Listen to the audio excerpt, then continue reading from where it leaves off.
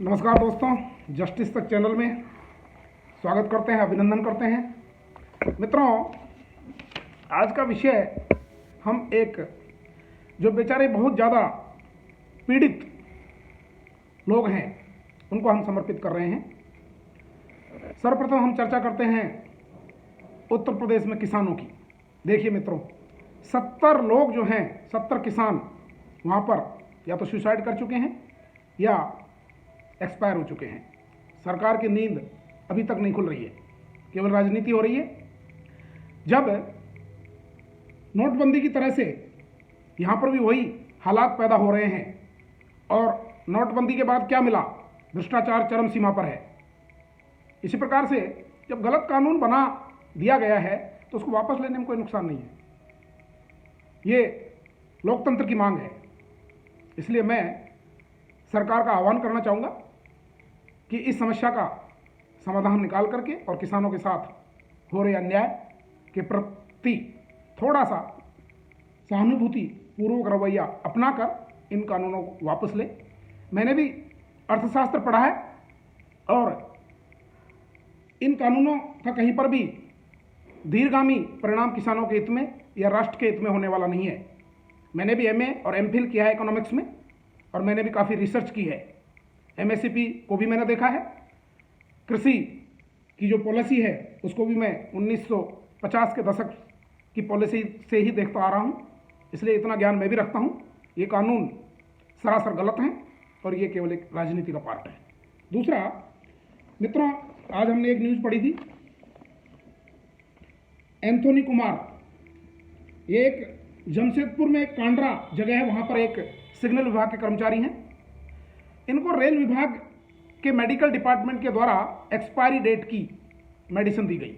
अब सोचिए, यदि इनडायरेक्टली देखा जाए कानून की भाषा में, तो ये क्या उनकी जान के साथ खेलना का एक षड्यंत्र भी हो सकता है?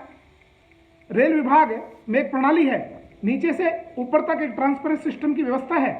फिर एक्सपायरी डेट की दवा कैसे चली गई, कैसे वो भंडार में आ गई, कैसे बेचने वाले काउंटर पर चली गई? बेचने वाले का मतलब जो डिलीवरी काउंटर है जहां से दवाएं दी जाती हैं रेलवे के कर्मचारियों को, उस काउंटर पर वो कैसे चली गई?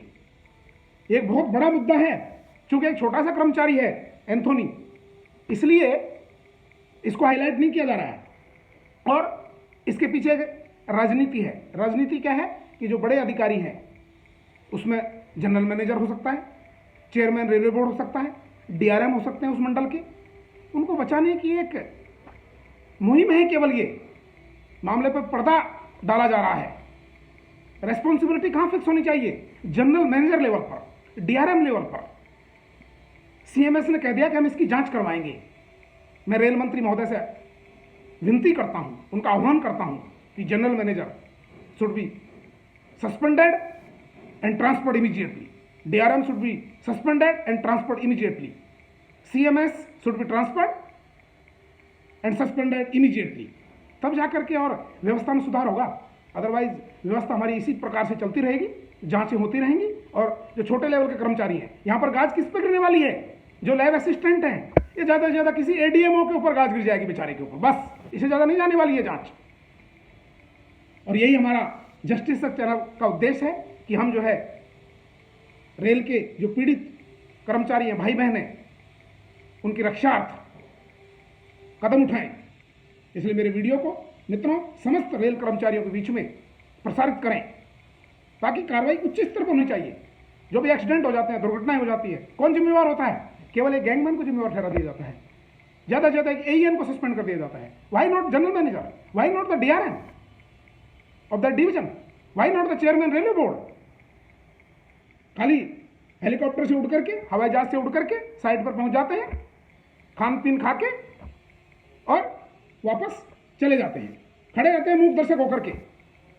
काम कौन करता है? बेचारा गैंगमैन। सस्पेंड कौन होता है? ज्यादा से ज्यादा PWI, सिग्नल इंस्पेक्टर। मैंने उत्तर पश्चिमी रेलवे में भी जांचों को प्रभावित होते देखा है। मुझे भी ये सब भुगतना पड़ा क्योंकि मैंने गलत जांच में सहयोग नहीं किया। एक एक्सीडेंट की दुर्घटना की जांच में कर रहा था, उसमें 2 सदस्य और थे, मेरे ऊपर प्रेशर डाला गया। मेरे पर रिकॉर्ड है, उसका प्रमाण है मेरे पास। इसलिए मित्रों, डरने की आवश्यकता नहीं है। यदि किसी प्रकार का अन्याय हो रहा है, हमारे चैनल से जुड़िए, लाभ उठाइए, अपनी आवाज़ को बुलंद रखिए। तीसरा उदाहरण, हाँ, इसी क्रम में मैं कहता हूँ एक और मैंने आज केस पढ़ा, रमेश थेटे मित्रों, ये मध्य प्रदेश कैडर के एक सीनियर IAS ऑफिसर है। इनके साथ में बहुत बड़ा अन्याय हुआ। इनको फर्जी चार्जशीटें दी गई, फर्जी दस्तावेज बनाए गए, इनके खिलाफ जांचें बिना स्टेट गवर्नमेंट की अभियोजन स्वीकृति के आयोजित की गई। डायरेक्ट IAS होने के बावजूद इनको महत्वपूर्ण पदस्थापनाएं नहीं दी गई और वो बेचारे रिटायर कर दिए गए। और वो केवल क्यों उन्होंने अन्याय के खिलाफ संघर्ष किया, गरीब तबकों को उन्होंने बचाया। जो हमारे ST SC कर्मचारी हैं, अंबेडकर जी को फॉलो करने वाले, उनकी रक्षार्थ उन्होंने मुहिम चलाई। उसका परिणाम क्या मिला उनको? केवल परेशानियां, चार्जशीट्स, उनको डिसमिस तक किया गया सर्विस से। थेटे साहब, रमेश थेटे जी, यदि आप मेरे वीडियो को सुन रहे हैं तो आप हमसे जुड़िए, हमारे चैनल से जुड़िए। और जब आप स्वतंत्र हो गए हैं तो फिर आपको क्या करना चाहिए? जिन जिन अधिकारियों ने, जिन जिन उच्च अधिकारियों ने, जिन जिन राजनेताओं ने आपको तंग किया है, आपके जीवन के साथ में खिलवाड़ किया है, उनके साथ न्याय प्राप्त करने के लिए, यानी उनको दंड दिलाने के लिए सर्वप्रथम आप करिए, एक FIR लॉन्च कराइए। चाहे बड़ा अधिकारी हो, चाहे छोटा अधिकारी हो, उसमें जो भी षड्यंत्र में शामिल है। आपको मैं एग्जाम्पल देता हूं, पढ़िए। लाइट के कारण से थोड़ा सा धुंधला आ रहा है, इसको पढ़िए। रेलवे के चेयरमैन सहित कई अधिकारियों पर FIR दर्ज। RP मीना, ये मैंने FIR लॉन्च कराई है, जिसमें रेलवे बोर्ड के चेयरमैन जो हाल ही में रिटायर हो गए हैं, VK यादव, यातायात सदस्य PS मिश्रा, रेलवे के सचिव SK मिश्रा, PD विजिलेंस जो डींगे हाँकते हैं, उनके खिलाफ भी FIR लॉन्च हो चुकी है। और मित्रों, पुलिस का रवैया इसमें जो भी हो, मैं इस प्रकरण को माननीय कोर्ट, माननीय हाई कोर्ट, माननीय सुप्रीम कोर्ट तक ले जाऊंगा। चाहे कितने भी रिटायर हो जाएं और कितने भी कुछ भी हो जाएं, मैं इन जालसाजियों को, ये जालसाजी है, फर्जी दस्तावेज बनाए गए हैं, मेरे पास प्रमाण है, अभी पुलिस में जांच चल रही है। मुझे हो सकता है पुलिस स्तर पर ही न्याय मिल जाए, यदि नहीं मिला तो मैं प्रकरण को आगे तक ले जाऊंगा। लेकिन मैं अन्याय के खिलाफ जो मैंने मुहिम जारी कर रखी है, उसको छोड़ने वाला नहीं हूं, उससे मैं पीछे हटने वाला नहीं हूं। इसलिए थेटे साहब, आप हमसे जुड़िए, FIR लॉन्च कराइए और संघर्ष जारी रखिए। मित्रों, रेलवे के कर्मचारी हैं, इनकम टैक्स विभाग में भी यह हाल है, पोस्ट ऑफिस में मैं कल गया था, वहां भी यही हाल है। बड़े अधिकारियों के ऊपर कोई गाज नहीं करती है, छोटे कर्मचारी और छोटे अधिकारियों को रगड़ दिया जाता है। इसलिए दोस्तों, अन्याय के खिलाफ संघर्ष जारी रखिए, चाहे वो रेल विभाग है, चाहे किसान विभाग है, चाहे वो कृषि विभाग है, चाहे पोस्ट ऑफिस है, चाहे BSNL है। हमारे पहले वीडियो में भी हमने यही संकल्प दोहराया था। और अभी हम एक बहुत सुनियोजित तरीके से, बहुत ही अच्छी प्रकार से एक प्रेस कॉन्फ्रेंस करने वाले हैं थोड़े दिन में, क्योंकि अभी हम ये चाह रहे हैं कि सरकार हमारी सुन ले, रेल मंत्री जी हमें सुन ले, और जो अन्याय हो रहा है उससे हमें निजात दिला दें। वरना हम प्रेस कॉन्फ्रेंस आयोजित करेंगे, लेकिन हम पीछे हटने वालों में से नहीं है, यही हम आपका आह्वान करते हैं।